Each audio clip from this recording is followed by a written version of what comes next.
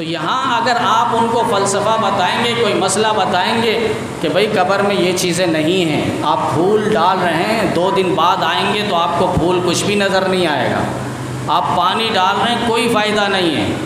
آج مرنے سے پہلے بھی بڑے حضرات کہہ جاتے ہیں میرے قبر پہ آنا، تھوڑا پانی ڈال کے جانا۔ بھئی آپ ان سے کہیں سورہ یاسین پڑھو۔ پیران پیر شیخ عبد القادر جیلانی رحمۃ اللہ علیہ قربان جائے حضرت کی قدم پر، حضرت فرمایا کرتے تھے قبر میں جاؤ، جب تم قبر کی زیارت کرو تو اسے چومو مت، اسے بوسہ مت دو، اسے پکڑو مت، اس کی برکات نہیں لو، بس اتنا کر لو بل اقرا شیئا من القرآن الکریم، قرآن کریم میں سے جتنا حصہ تمہیں یاد ہے، سورہ اخلاص یاد ہے، وہ پڑھ کے میت کے لیے ایصال ثواب کر دو، اللہ تعالیٰ اسے ثواب پہنچا دے گا، اس کے لیے راحت کا ذریعہ بنا دے گا۔ تو یہاں یہ ہونا چاہیے، آپ پانی لے رہے ہیں، اس کی جگہ وہ پیسے آپ کسی یتیم کو، بیواؤں کو پہنچا دیں۔ پھول ڈال رہے ہیں، اس کی جگہ وہ پیسے آپ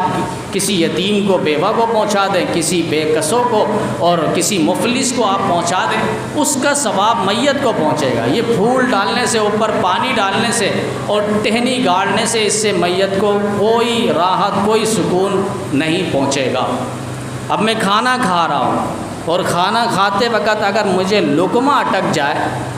تو عقل مندی کا تقاضا کیا ہے، میں پانی پیوں گا یا دوبارہ لقمہ ڈالوں گا؟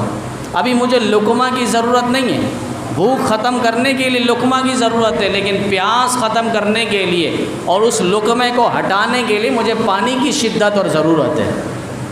جب تک دنیا میں تھا تو ٹھیک ہے، کھانے پینے کی چیزیں اور راحت، لیکن دنیا سے چلا گیا، اب اس کے لیے غذا، کھانا، طعام، وہ ایک ہی صورت ہے کہ آپ ان کے لیے ایصال ثواب کریں، اور ایصال ثواب کا کوئی طریقہ خاص نہیں ہے۔ آپ اعمال کے ذریعے بھی ایصال ثواب، نفلی روزہ رکھ کر ایصال ثواب کر سکتے ہیں، قرآن پاک کی تلاوت کے ذریعے ایصال ثواب کر سکتے ہیں، اور اسی طریقے سے نفلی روزہ رکھ کر ایصال ثواب کر سکتے ہیں، عمرہ کر کے آپ اس کے ثواب کو مرحومین کے نام پر ایصال ثواب کر سکتے ہیں، نفلی عبادات کر کے میت کے لیے ایصال ثواب، کھانا پکا کر ان کے لیے ایصال ثواب کر سکتے ہیں۔